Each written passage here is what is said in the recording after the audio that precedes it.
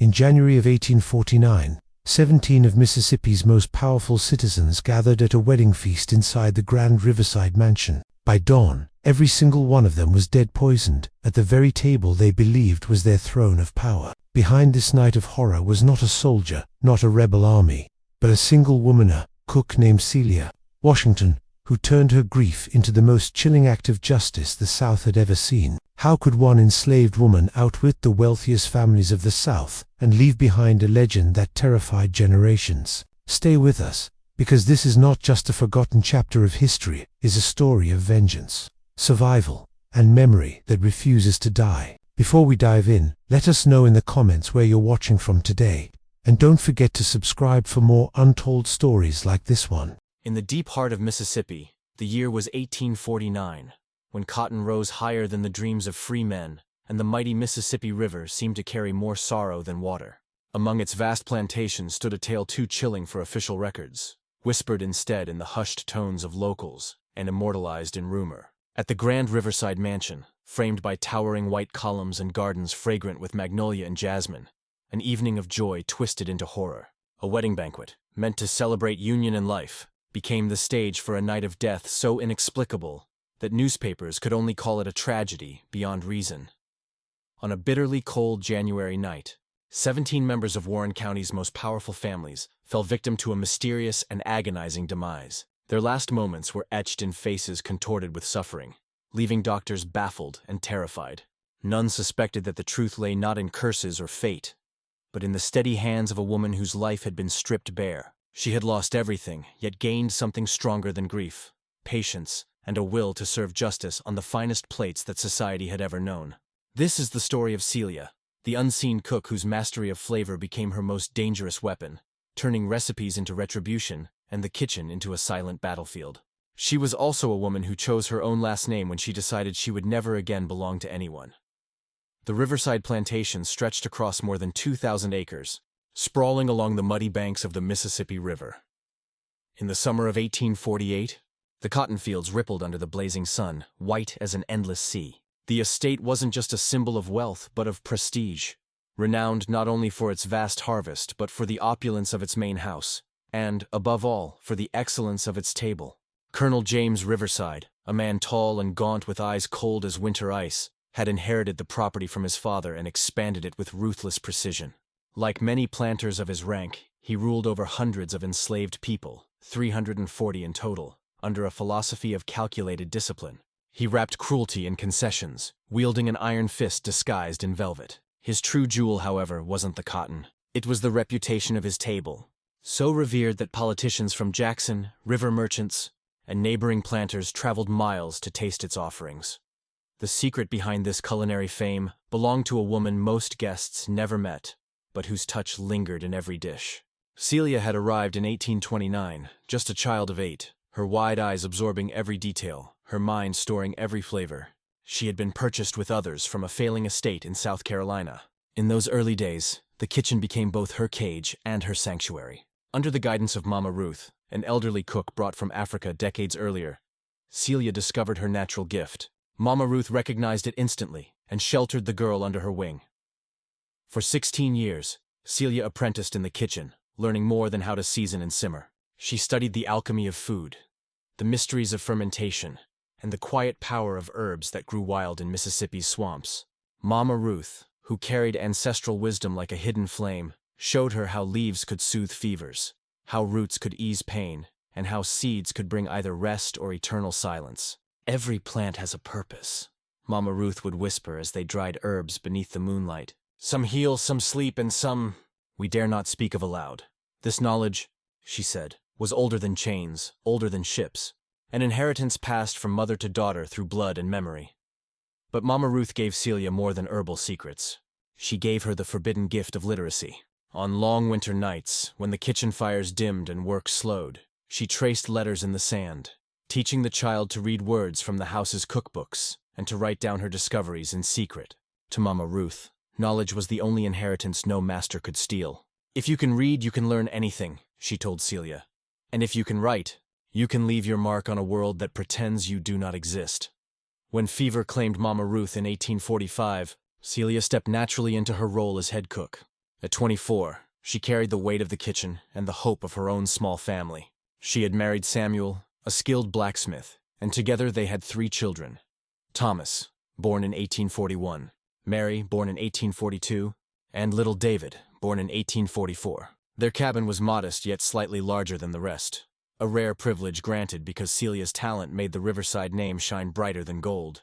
Yet beneath the surface of this privilege simmered a quiet fire, knowledge, grief, and a resolve that one day would shake Warren County to its core. Colonel James Riverside almost never spoke to Celia directly. His requests and orders were filtered through his wife, Rosalind, a frail, anxious woman whose hands were more accustomed to embroidery than to managing the household, and whose fragile nerves were soothed daily by doses of laudanum. Rosalind clung to her mother's recipe book for guidance, sketching the outlines of menus, but it was Celia who breathed life into those words, turning plain instructions into feasts that dazzled the senses and crowned Riverside's reputation. The kitchen was Celia's true kingdom. Wide, warm, and alive with the scent of wood smoke and simmering sauces, it held a massive iron stove with multiple ovens, shelves stocked with spices that had traveled the Mississippi from distant ports, and a pantry so abundant it could rival those of fine city hotels. At its center stood Celia, commanding 6 assistants, all young women she had trained with patience and discipline. Each girl had her specialty. Sarah kneaded breads and sweets, Hannah carved and prepared meats, Lily tended to preserves and pickles. But the most important secrets remained in Celia's hands alone. The velvet-smooth sauces that made guests sigh, the precise timing of smoked hams, and the intricate blend of herbs that could transform a simple broth into a memory. Her children remained in the slave quarters with the others, yet sometimes they found their way to her sanctuary when she needed to keep an eye on them. 7-year-old Thomas already followed his father's shadow to the forge, eager to learn the art of shaping iron. 6-year-old Mary carried her mother's fascination for the green world of plants, tagging along whenever Celia slipped away to gather herbs along the edge of the quarters. Little David, just 4, was content with simple joys, playing with the corn-husk dolls his mother fashioned for him during the rare moments she stole for herself. Life on the plantation carried a deceptive rhythm, the illusion of stability carefully nurtured by Celia's indispensable role. She knew that the colonel, so reliant on her craft to uphold his standing among neighbors and politicians, would never part with the cook who made his house a beacon of refinement. By extension, her family was safe, or so she believed. What Celia did not yet realize was that safety in bondage was never real. It was a mirage, as fragile as a reflection in muddy water, ready to vanish at the slightest ripple of cruelty. That ripple arrived in the form of Addison Riverside, the colonel's eldest son. At 22, fresh from his studies in Natchez, he mirrored his father's cold gaze but without the discipline of age or the caution of responsibility. Addison carried back with him a taste for amusement that thrived on domination. Celia had seen the way his eyes lingered too long on her young assistants, how he drifted into the kitchen whenever his father was absent. She countered by keeping the girls close and constantly busy. But vigilance has its limits, and Addison had no shortage of idle hours. What Celia did not suspect was far darker. Addison's attention had begun to shift toward the smallest and most vulnerable, her own children. In his distorted mind, these were harmless games, lessons he imagined necessary for teaching place and obedience. Slave children, after all, were not seen as children at all, but as tools to be bent and broken. And in the sweltering summer afternoons, when fieldwork slowed, Addison's cruel diversions took root. Mothers instinctively tightened their grip on their children whenever he appeared. Men bent lower to their tasks, their silence laced with dread. Celia felt that unease, sensed the tension humming through the quarters, but she never dreamed her family would soon stand at the center of the young master's twisted experiments. The Riverside plantation functioned like a miniature kingdom, each role sharply drawn yet precariously balanced. At its peak stood the colonel, followed by his family, then the overseers, and beneath them the enslaved, who themselves navigated subtle internal hierarchies of skill and favor. Celia had learned to move within this fragile system like a dancer on glass, her skill as a cook serving as her shield. Yet autumn of 1848 swept into Mississippi cloaked in deceptive beauty, with golden oak leaves and the scent of sugarcane harvest sweetening the air. Behind that beauty, shadows were gathering, shadows that would test the boundaries of her protection and set into motion a storm that would change the Riverside. Plantation forever, October had always been Celia's favorite time of year. The kitchen grew busier with the work of preserving fruits and vegetables for winter. and the grand dinners of the season demanded more elaborate menus that celebrated abundance. That morning, she rose before the sun as she always did. A cool mist drifted over the cotton fields, turning the landscape into a pale, ghostly sea. She lit the kitchen fire, her hands moving with practiced rhythm, while Samuel had already gone to the forge and her children still slept soundly on their straw mattresses. This day carried special weight. Colonel Riverside had announced a gathering of neighboring planters to discuss cultivation strategies and trade, the kind of occasion that required nothing less than perfection from the Riverside kitchen. Celia had planned the menu down to the last detail. Rich turtle soup laced with sherry, roasted duck glazed with wild berry sauce, honey mustard ham, caramelized sweet potatoes, green beans sprinkled with almonds, and for dessert, her renowned bourbon pudding crowned with vanilla cream. It was a spread that could rival any fine establishment in Natchez or Vicksburg. As she guided her assistants through their tasks, pride welled quietly within her. This kitchen was her empire, built on skill and guarded with discipline, and in its success she found a fragile shield for her family's safety. By mid-morning, Thomas, Mary, and little David appeared at the back of the kitchen, as they often did when Celia needed to keep them near. Thomas, only 7, had already fed the chickens.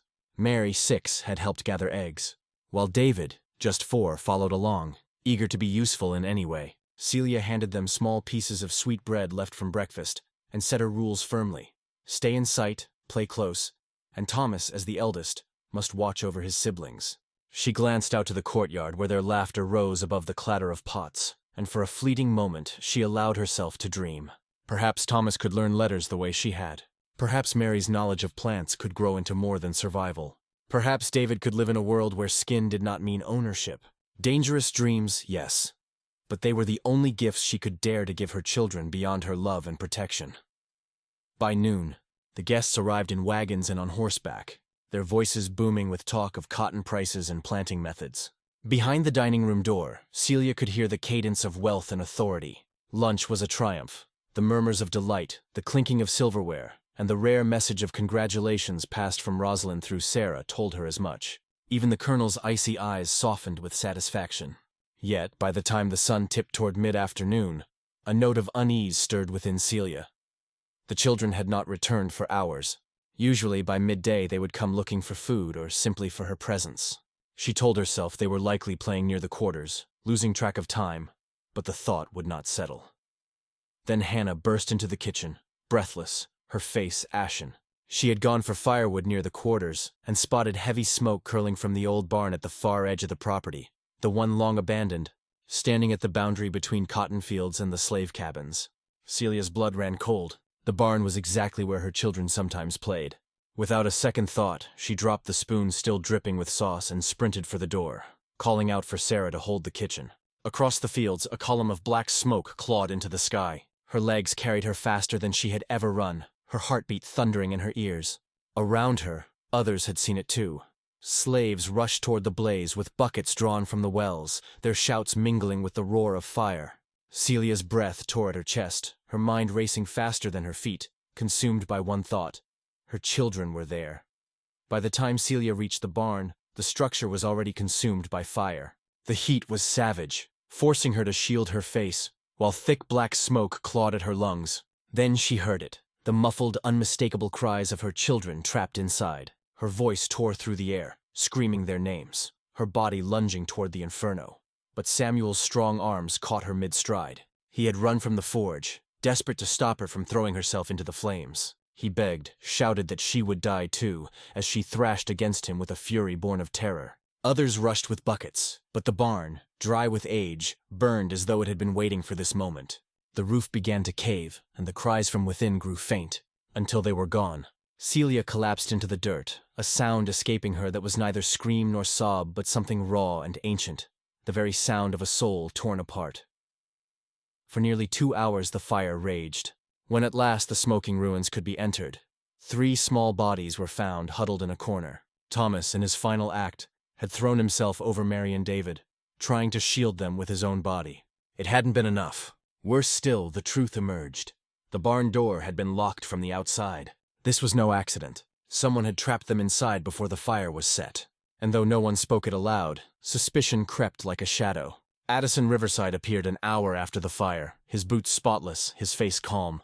He claimed he had been riding far in the fields and only saw the smoke on his return. He offered hollow condolences, referring to the children as valuable property, and suggested they had likely caused the blaze themselves, perhaps by playing with matches. But Lily, the youngest kitchen assistant, had seen differently. That morning she had gone to gather herbs and spotted Addison laughing with the children near the barn. Days later, trembling, she confided to Celia that he had enticed them into the barn with promises of a surprise, then walked away, leaving them inside.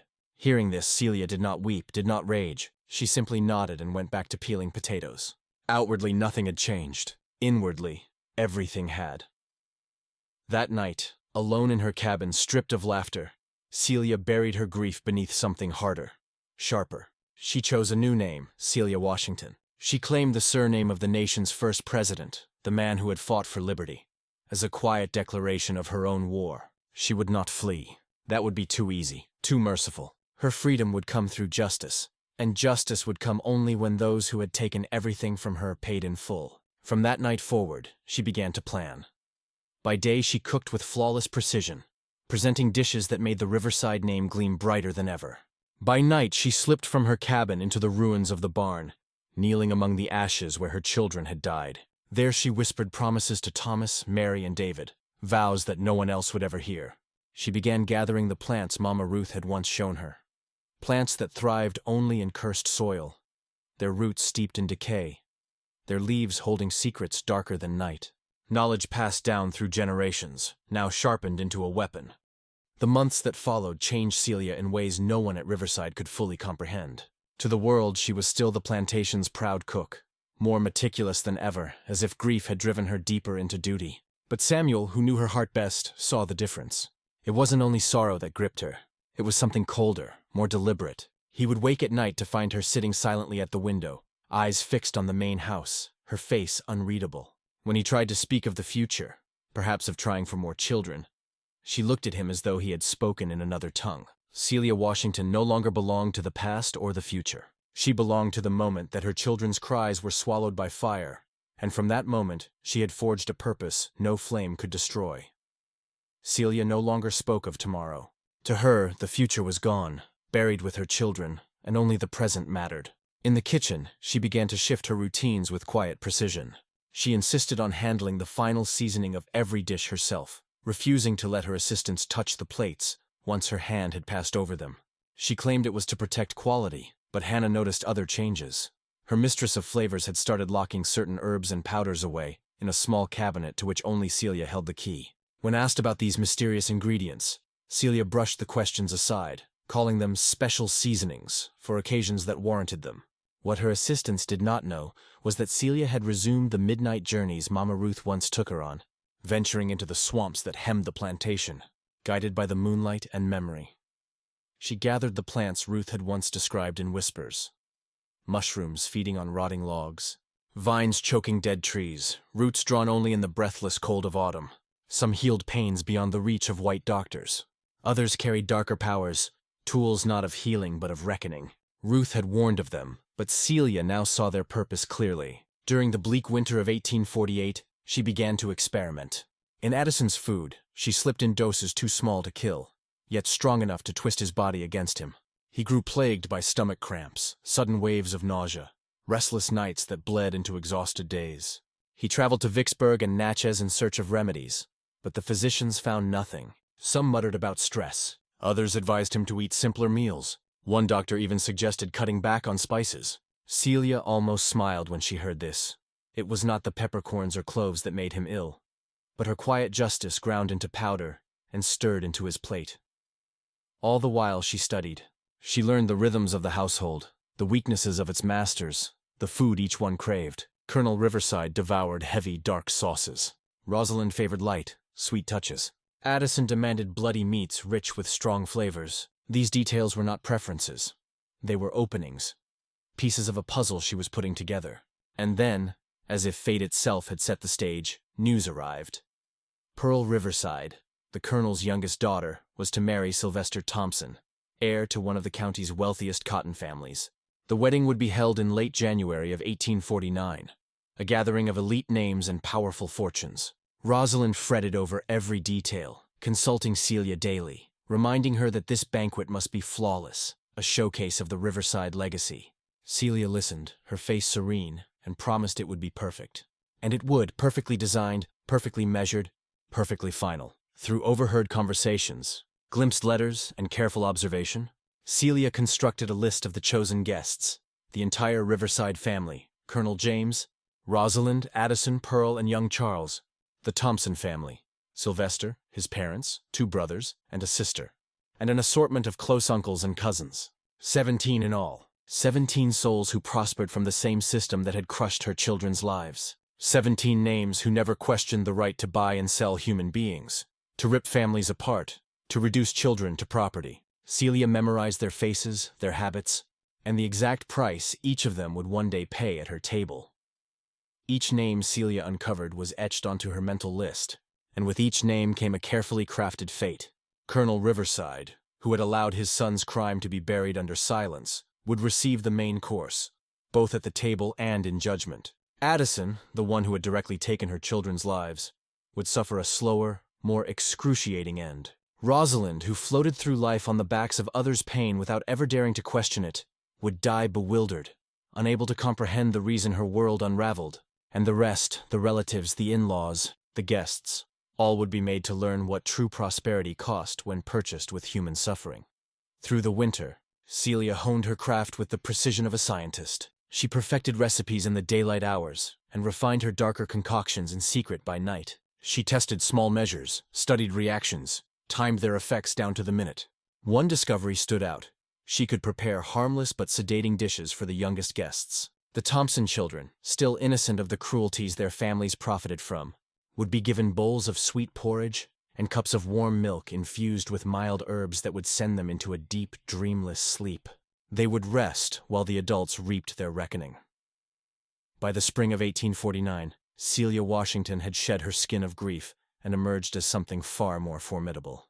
She was not merely a cook, but an avenger armed with knowledge, patience, and a resolve sharpened by loss. Pearl Riverside's wedding would be remembered across generations, not for its finery, but for the night justice was served at the table. In those final weeks, Celia began to reveal fragments of her transformation. In her hidden notebook, the same one where Mama Ruth had once traced her first letters, she wrote not only recipes, but reflections. Lines about justice, about silence, about the reckoning that comes when memory refuses to stay buried. "They think we are invisible," she wrote by candlelight, "but we are the living memory of their sins, and memory, when it speaks, echoes through centuries." Samuel noticed she had begun signing her notes with her chosen name, Celia Washington. When he asked about it, she told him she had claimed her own name because she was now claiming her own destiny. He could not fully grasp what she meant, but her voice carried a certainty that warned him not to press further. The morning of January 27th dawned cold and clear. Frost dusted the cotton fields like a layer of powdered sugar, as though mocking the sweetness of the day. The plantation had been alive with activity since before sunrise, but Celia had been awake since 3 o'clock, not from nerves, but from the discipline of months of careful preparation.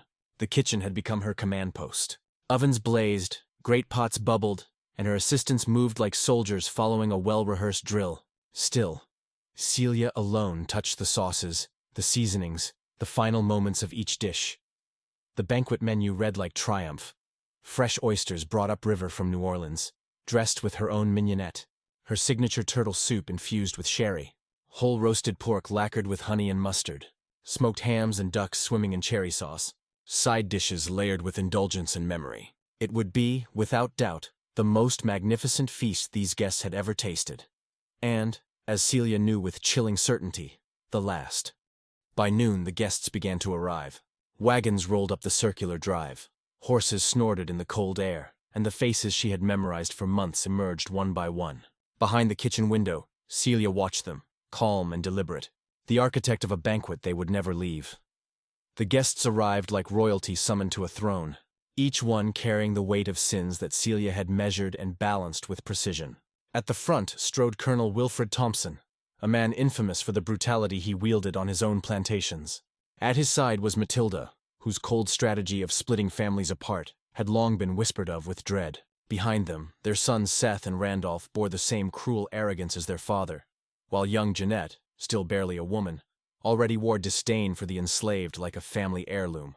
17 in total. 17 lives marked by guilt, each of them seated unknowingly at a banquet designed to deliver judgment.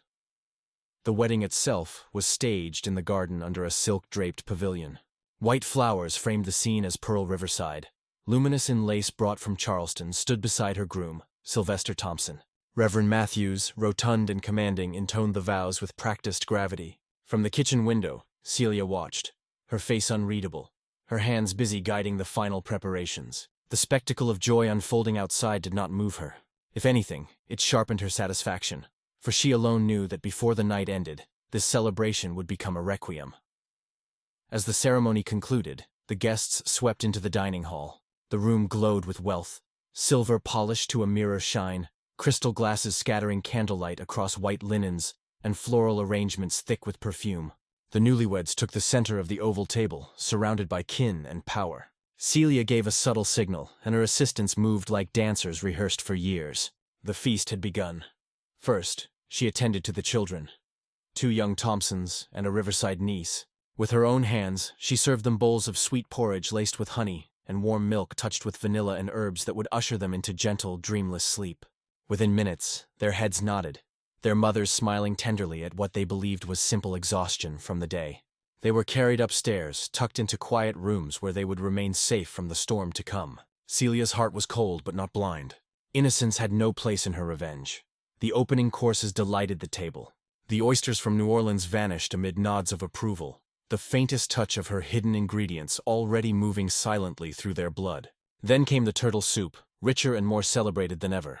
Colonel Riverside rose for a toast, proclaiming Celia's genius as a cook, earning her applause from every corner of the hall. From the kitchen's half-open door, Celia allowed herself the faintest smile, a smile without warmth. It was during the main course that her true work unfolded. Every plate had been crafted with deliberate purpose, each bite a thread woven into her tapestry of justice. Colonel Wilfred Thompson received the roasted pork, infused with a slow-acting blend gathered from autumn's harvest. Its journey would begin with a rising heat, then waves of nausea, convulsions, and finally, breath that refused to come. For Matilda, her punishment was more poetic. Her food carried hallucinogenic toxins, chosen so she would be forced to see specters of the families she had torn apart. Visions clawing at her sanity before death claimed her. The Thompson sons, Seth and Randolph, tasted dishes that would unravel their bodies from the inside out. Their limbs would falter, their strength collapse, paralysis creeping like the same helplessness they had imposed on others. And then, Addison. For him, Celia had prepared a masterpiece of torment, a trinity of poisons timed to bloom in sequence. First, fire in the gut, a torment of knives twisting deep. Then, the cruel failure of his body, each muscle betraying him. And finally, the slow freeze of paralysis that left his mind awake and his soul screaming as his body betrayed him inch by inch, until it surrendered at last to stillness. Each guest at that table ate with pleasure, praising the richness of flavors, the perfection of textures, never realizing that their feast had become a judgment, plated carefully by the hands of a woman they had never truly seen. Celia watched it unfold, steady and silent, the conductor of a symphony that would end in silence. For nearly 2 hours the banquet unfolded in splendor, a tableau of laughter, polished toasts, and speeches brimming with pride about family, prosperity, and power. Glasses clinked, candles glowed, and the dining hall rang with confidence. Then just after 9 o'clock, the first cracks appeared. Colonel Wilfred Thompson, who had been thundering about the need for discipline on plantations, faltered mid-sentence, his face draining of color as his hand clutched his stomach. His wife leaned toward him in alarm, only to gasp moments later as fire seared her throat. Within minutes, celebration collapsed into chaos. Guests staggered from their seats, some clawing toward the doors in desperate search of air, others collapsing across the table in agony. The joyful hum of voices turned to shrieks and guttural cries. Addison Riverside struggled to rise, his body betraying him as his legs gave way. Panic flashed in his eyes, confusion, then horror, as he turned toward the kitchen. There, in the doorway, stood Celia, their eyes locked across the storm. In that single glance, Addison understood. Terror widened his gaze. His mouth opened to scream, but no sound emerged. Celia held his stare a heartbeat longer, then turned away with calm finality. She had no need to watch more. There were dishes to clear, traces to erase, and an exit to secure. But before she left, she completed one last, deliberate act. From her apron pocket, she drew a folded slip of paper, placed it squarely on the kitchen table where it could not be missed, and walked out into the night through the back door. The message was simple, written in her neatest hand. For Thomas, Mary, and David, justice has been served. Celia Washington. By dawn, the neighbors arrived with the local doctor in tow, summoned by Samuel, who had discovered the silence inside the main house and opened the doors to a nightmare. 17 bodies lay scattered in grotesque positions. Some slumped over chairs, others sprawled across the floor, their final moments frozen in expressions of agony. The 3 children, meanwhile, were found upstairs, still fast asleep, unharmed and unaware of the storm that had raged below them. Of Celia there was no trace. She had vanished into the darkness, carrying only the clothes on her back and the grim satisfaction of justice finally served. The news spread like wildfire, shaking the South to its core. Newspapers from Jackson, Natchez, Charleston, even Richmond devoted entire front pages to the horror. They called it the Riverside Wedding Massacre, a name that would haunt memory long after the ashes cooled. Sheriff Patrick Lambert of Warren County, upon entering the dining hall, later compared the scene to something torn from Dante's visions of hell. Bodies frozen mid-flight toward doors and windows, silverware scattered beside overturned chairs, faces contorted with pain, eyes still wide open in terror, as if their minds had remained conscious until the very last breath. Addison Riverside's corpse was found rigid in his chair, his eyes locked in a gaze of raw, unrelenting fear. The examining doctor would later confess he had never witnessed such a preserved expression of realization, as though Addison had fully understood who had delivered his punishment and why. At first, authorities could only conclude mass poisoning, but confusion deepened when each victim was found to display different symptoms, suggesting a carefully tailored execution. And then they discovered the note on the kitchen table. Its words transformed suspicion into revelation. For Thomas, Mary, and David, justice has been served. From that moment, the legend of Celia Washington ceased to be rumor or shadow. She became something far more enduring, a name carved into history, whispered not only as vengeance, but as memory that refused to be erased. The name Celia Washington, written in steady, deliberate script, seared itself into memory like both confession and declaration of war. When Colonel James Riverside returned from his business in Natchez and read the note, the blood drained from his face. He knew instantly who Thomas, Mary, and David were, and the enormity of what had happened struck him like a hammer. He muttered in disbelief, wondering how a mere cook could orchestrate something so devastating. But Celia had not been a mere cook for years. She had become something far more dangerous, a woman forged by loss, sharpened by knowledge, and driven by a thirst for justice that consumed everything else.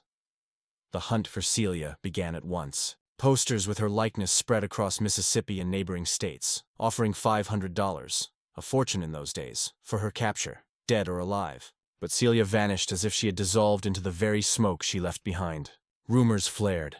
Some claimed she was seen walking country roads headed north. Others swore she boarded a steamboat on the Mississippi. Whispers spoke of abolitionists helping her disappear into the Underground Railroad, though no proof surfaced. The truth was simpler and more cunning. Celia had mapped her escape with the same precision she had given her poisons. For months, she cached food and supplies in hidden spots, memorized trails threading through swamps and forests, and resolved to travel by night. She avoided roads and rivers, the very arteries where hunters would look first, choosing instead the narrow hunting paths and secret tracks that only runaways and hunters knew. Samuel, her husband, was seized and interrogated mercilessly, yet he knew nothing of her route. He had seen the change in her after their children's deaths, but never imagined the scale of what she was preparing. When shown her note, Samuel wept, not with grief alone, but with a tangled mix of pride, fear, and loss. To Sheriff Lambert, he admitted that Celia had always been stronger than anyone realized, but confessed he had never believed her capable of such a deliberate storm. The massacre's consequences rippled across the South like shockwaves. Planters looked at their household slaves with a suspicion that gnawed at their supposed confidence. Cooks, once the pride of a household, became its greatest liability. Many masters dismissed their enslaved cooks altogether, hiring white servants at high cost just to sleep easier. Dinner parties that had once displayed Southern wealth turned anxious and joyless, with hosts sampling food before guests, some even employing tasters like medieval kings. Fear had taken its place at the table, but the deeper scar was psychological. For the first time, the elite were forced to reckon with a truth they had long denied.